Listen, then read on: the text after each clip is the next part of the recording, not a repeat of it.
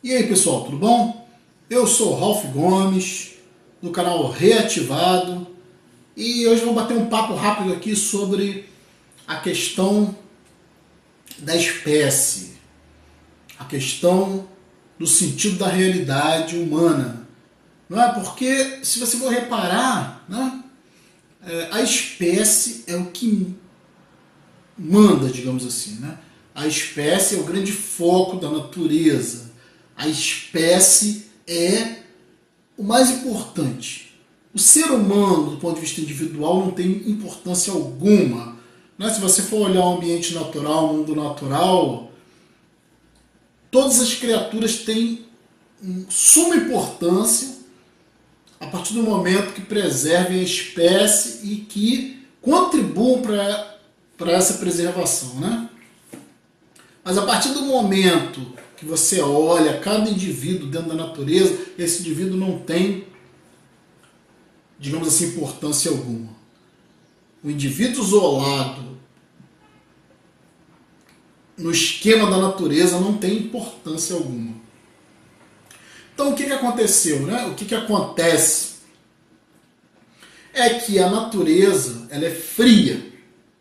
A natureza, eu acho que eu já fui muito mais rígido em relação a interpretar que a natureza tem algum tipo de consciência. Né? Não estou falando aqui em pessoa, não estou falando aqui em personalidade, não estou falando aqui em Deus. Estou falando que a natureza tem propósitos, tem diretrizes, tem leis, inclusive, que a própria ciência humana ainda não compreende. Né? Então, uma arrogância muito grande, por exemplo, da ciência, quando os cientistas dizem, não, é tudo caótico, é tudo aleatório. Né? Como que um planeta como a Terra se coloca numa zona habitável em que o pequeno desvio, né, de alguns graus poderia trazer o inverno polar ou um calor que não permitisse a vida. Então essas sincronias, essas correspondências, essas simetrias dentro do universo observável denotam algum tipo de consciência ou diretriz. Não estou falando em Deus, não estou falando em consciência humana, não estou falando em personalidade. Né? Estou falando em algum tipo que eu não sei o que é, que ninguém sabe o que é.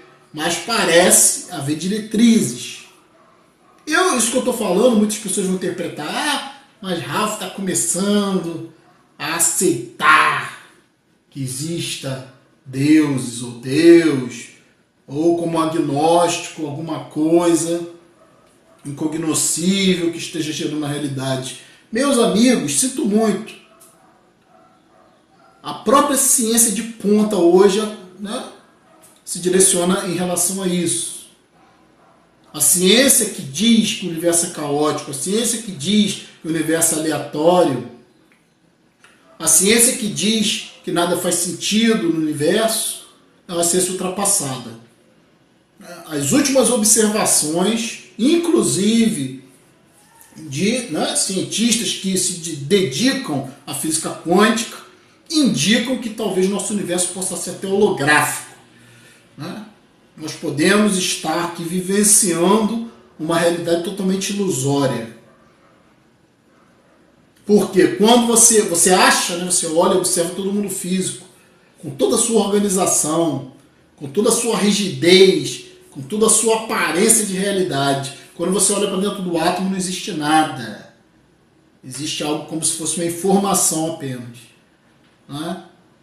Então, aquela velha frase, né? Tudo partiu do nada e tudo para o nada retornará. Mas esse nada não é um caos. Né? Esse nada é um potencial, né, de possibilidades. Então, muitos cientistas estão mudando seus paradigmas. Hoje é quase que impossível, ou inviável, ou retrógrado e atrasado você ser um cientista totalmente materialista. Porque a matéria não tem substancialidade nenhuma. Então, nós vivemos num mundo ilusório, de falsa rigidez, né? Nós vivemos num mundo onde o que é físico é simplesmente uma ilusão. Tudo é energia.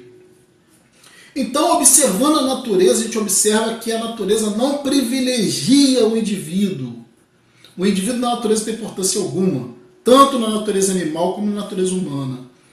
Nós somos seres constituídos de forma física, de forma plástica. Nós somos seres de carne, exatamente para servirmos de comida para outros predadores. Tudo na natureza é reciclagem. A natureza se preocupa com a evolução, a eliminação do que é fraco, do que não é conveniente e a preponderância do que é forte e do que é conveniente. Então, se a gente observar, né, a natureza de uma forma fria e direta, a gente vai ver que a natureza não dá nenhum privilégio, nem considera o indivíduo como algo importante. Isso surgiu a partir do egocentrismo humano. A partir do momento que o ser humano começou a raciocinar, né, e começou a se achar centro do universo, e com isso também achou que o seu planeta, no planeta no qual existia, era o centro do universo, visões totalmente equivocadas, né, visões totalmente destruídas hoje em dia. Né, o ser humano tem que ter uma humildade para compreender que o planeta Terra está longe de ser o centro do universo, né, e depende do Sol, né, e que a massa do Sol ela é maior que, né, muito maior do que a soma de todos os planetas do Sistema Solar juntos. A Terra corresponde o Sol corresponde a cerca de 1 milhão de planetas Terra. Então o tamanho, né? E ainda assim o nosso Sol está na periferia da Via Láctea. Não está nem próximo do centro da galáxia. Então nós não temos importância alguma como seres cósmicos. Não temos importância alguma como seres individuais. Todo sofrimento, se você for observar, né, ele surge em função do egocentrismo. Eu, por exemplo, eu perdi meu filho. Né? Já tem mais ou menos uns 6 anos que eu perdi meu filho. Ele morreu afogado. E hoje eu ainda sofro muito com isso. Por quê? Porque eu me identifico com a minha identidade. Se eu sou um homem, se eu sou um pai, se eu tive um filho, ao perder esse filho eu me identifico. Então isso me causa sofrimento.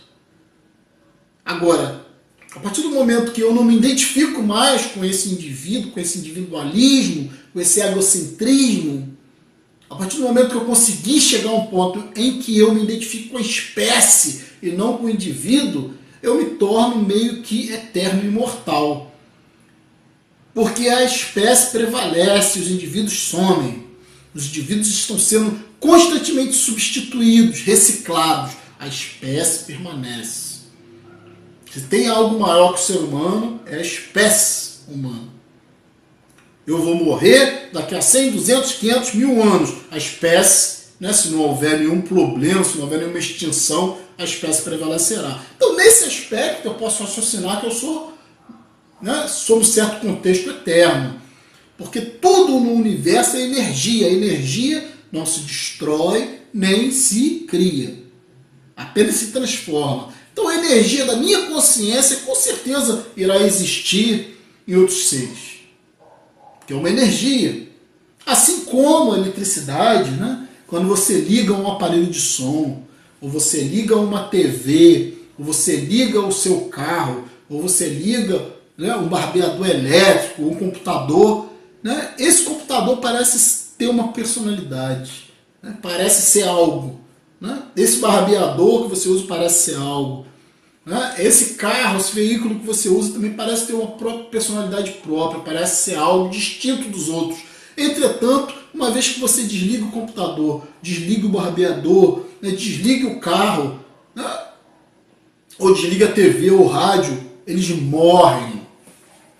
E a energia que está neles, que é a energia elétrica, né, ela não desaparece, ela simplesmente se torna potencial, né, e não manifesta, mas ainda assim continua a existir. Então todos esses componentes, né, que parecem tão reais como o rádio, ou a TV, ou o carro, ou o barbeador elétrico, né? Ou o computador. Todos esses elementos são movidos por eletricidade. E a eletricidade parece dar vida a esses componentes. De forma idêntica, a consciência parece dar vida a várias pessoas diferentes, né? Eu sou diferente, eu sou Ralph, sou diferente de João, de Maria, de Pedro, de Paulo.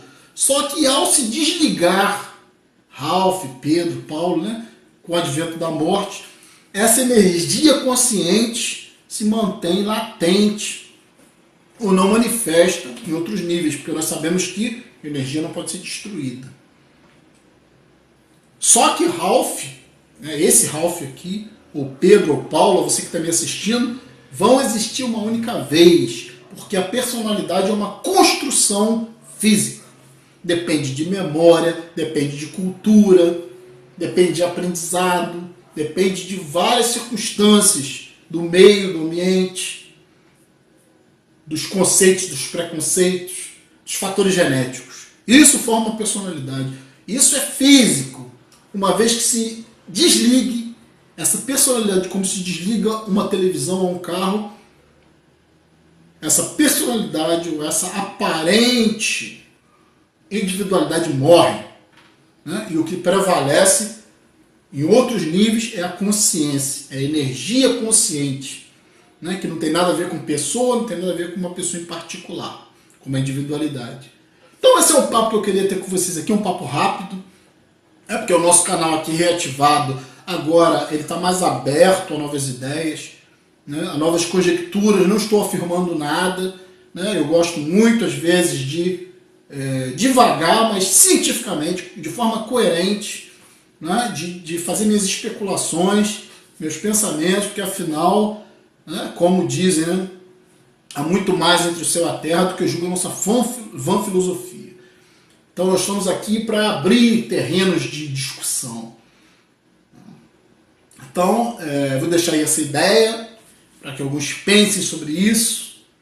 Né? E eu quero dizer principalmente que eu tive uma mudança de paradigma, né? Tive uma abertura um pouco maior na minha consciência, uma maior liberdade até para explorar certos campos, por conta dos recentes adventos, das recentes descobertas da ciência, principalmente no terreno da física quântica.